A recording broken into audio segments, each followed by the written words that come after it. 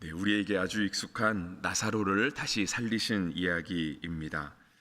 나사로를 다시 살리신 이 이야기 속에는 우리가 부활주일에 자주 보는 부활에 대한 예수님의 말씀도 기록되어 있습니다. 그래서 굉장히 유명한 말씀이 25절과 26절에 등장하죠.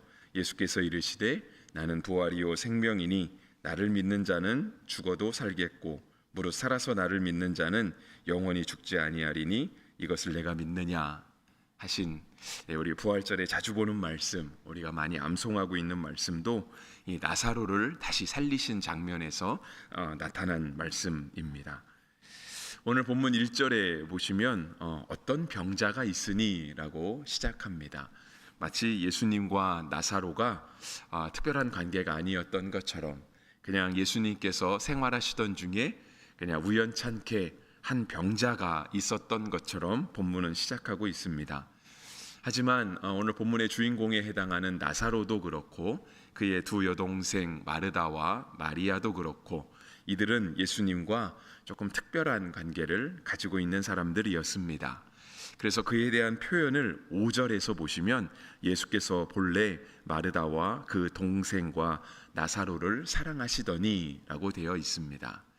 그러니까 예수님께도, 물론 예수님은 모든 사람을 다 사랑하셨지만 예수님께도 조금 각별한 사람들이 있었던 것 같습니다. 그들이 바로 나사로와 그 남매들이었죠.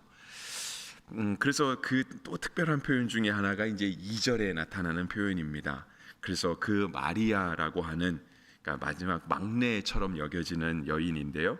이 마리아는 향유를 주께 붓고 머리털로 주의 발을 닦던 자요 병든 나사로는 그의 오라비더라 했습니다. 본문에 보면 이미 마리아가 예수님께 향유를 부은 것으로 여겨집니다.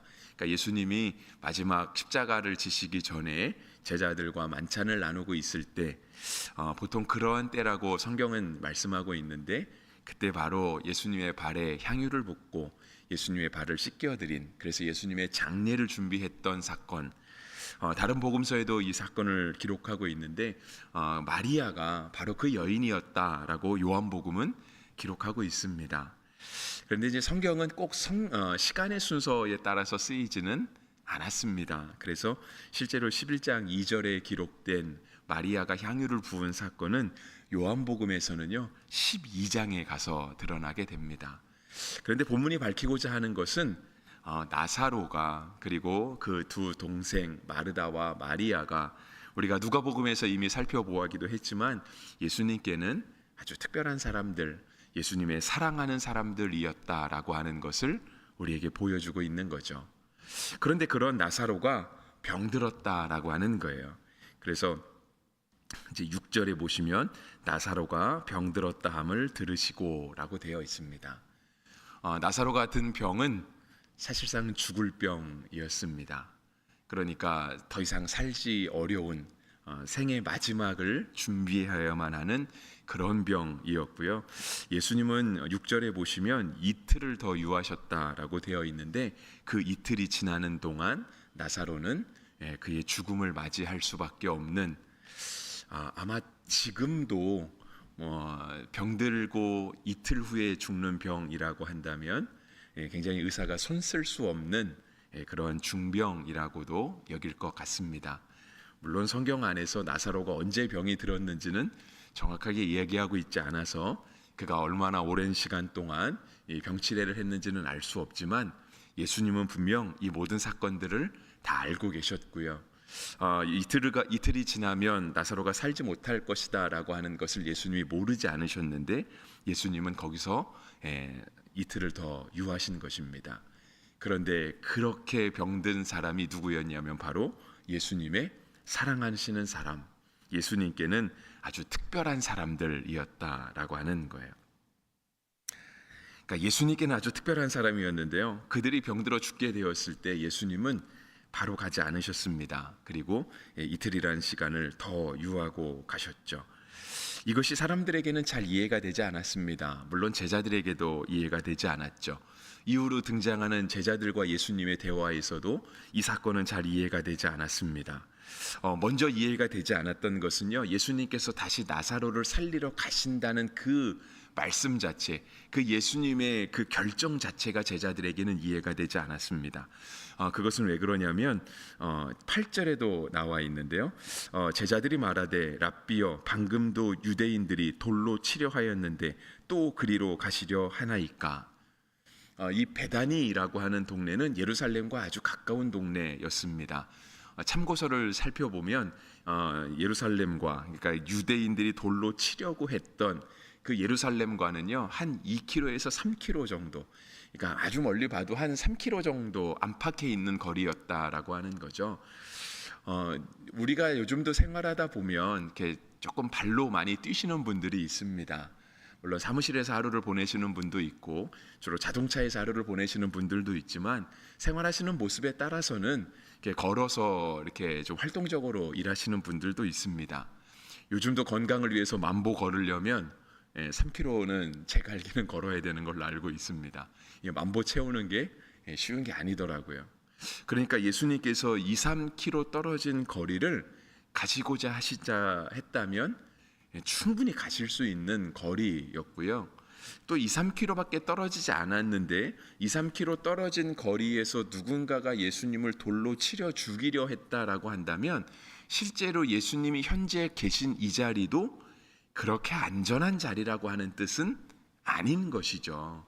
그러니까 성난 군중들이, 내가 누군가를 죽여야 되겠다라고 맘먹은 사람들이 진짜 이거를 행동에 옮기고자 한다면 2, 3km 거리는 충분히 이동할 수 있는 거리라고 하는 거예요. 그래서 이 자리도 불안한데, 그래서 조금 더 멀리 도망가시는 게 이 제자들의 생각에는 맞을 것 같은데, 도리어 예수님이 여기서 이틀을 더 유하시는 것뿐 아니라 이틀이 지냈더니 그곳으로 가자 하시는 거죠. 우리가 이 예수님을 돌로 치려 했다라고 하는 이 본문은요, 어저께까지 살펴본 본문이었습니다. 그러니까 수전절이 지나고 예수님께서 또 예루살렘에서 많은 일들을 하셨을 때 예수님의 이야기를 들은 사람들은 예수님을 신성모독이라고 해서 예수님을 죽이려 했거든요. 그래서 그것을 잠깐 피해서 지금 바로 옆에 가까운 동네에 와 계신 건데, 또 가려고 하니까 제자들에게 이것이 이해가 되지 않았던 거예요. 제자들의 입장에서 보면 베다니로 가시는 게 이해가 되지 않습니다. 하지만 또 베다니에서 오라버니의 죽음을 바라보고 있는 마르다와 마리아에게는 예수님이 이틀을 더 유하시고 오시지 않는 상황이 또 이해가 되지 않는 겁니다. 예수님은 뭐라고 얘기하시냐면 10절에 우리 친구 나사로가 잠들었도다 이야기를 합니다. 사람들도 알고 있었거든요. 나사로가 죽었다라는 것. 예수님께서 빨리 가서 고쳐주지 않으시면 이틀이 채 지나기 전에 죽을 거라는 사실도 알고 있었습니다. 그런데 예수님은 이 사건을 놓고도 나사로가 잠들었다 표현하시는 거예요. 그러니까 제자들의 입장에서 볼 때 분명 예수님은 랍비셨는데, 랍비라고 하는 뜻은 선생님이라고 하는 뜻이잖아요. 우리가 모르는 거를 알고 계시는 분, 그게 바로 선생님 아니겠습니까? 우리 선생님이 상황 파악을 잘 못하시나 보다. 제자들이 그렇게 여길 수 있겠죠. 마르다와 마리아도 역시 그렇게 여길 수 있습니다. 우리를 사랑하시는 그 예수님이 지금 우리 오빠 나사로가 얼마나 위중한 상황인지 이 상황을 잘 모르시나 보다. 그렇게 생각했을 수 있습니다. 그런데 예수님은 4절에서 말씀하시죠. 4절. 예수께서 들으시고 이르시되 이 병은 죽을 병이 아니라 하나님의 영광을 위함이요 하나님의 아들이 이로 말미암아 영광을 받게 함이라 하시더라 했습니다. 분명 나사로는 죽었거든요. 근데 예수님의 진단은 죽을 병이 아니다라고 하는 거예요. 만약에 이러한 사건이 우리가 요즘 시대에 일어났다라고 한다면 굉장히 큰 파장을 불러올 수 있겠죠. 우리가 그 의사를 신뢰하지 못할 거예요.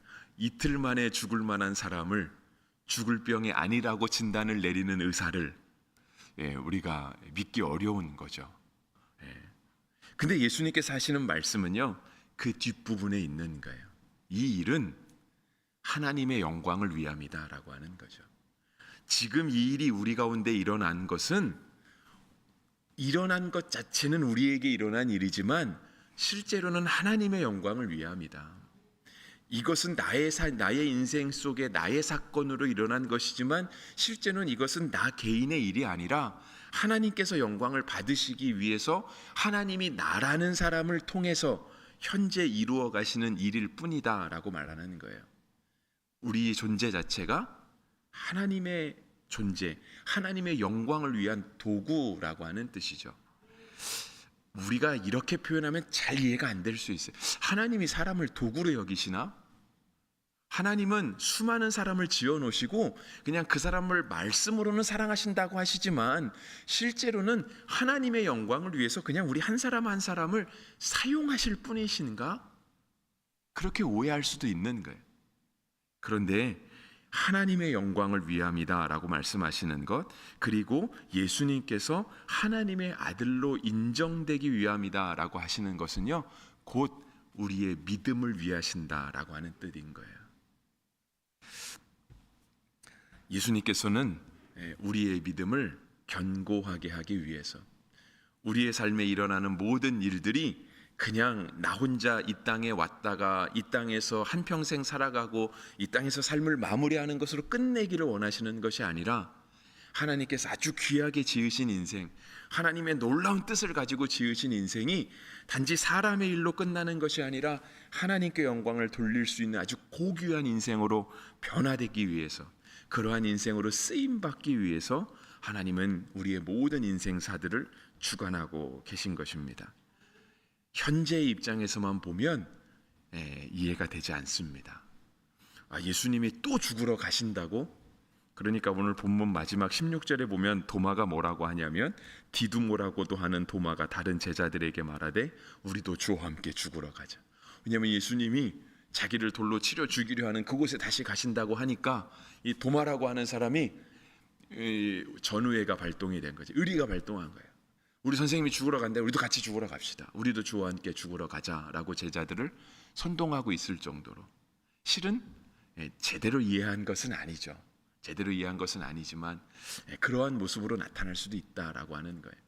그런데 우리의 삶 가운데 일어나는 일들, 때때로 우리가 이해할 수 없고 인정하고 싶지 않고, 왜 일이 꼭 나에게 일어나야 될까? 사람도 참 많은데 다른 사람을 통해서 이루셔도 되는데 꼭 굳이 나를 통해서 이걸 하시려 하실까라고 생각이 들 때에도 그 모든 것은 다 예수님의 구주 되심, 예수님의 하나님 되심, 그리고 우리의 믿음을 견고하게 하시기 위한 하나님의 일이 되는 것입니다.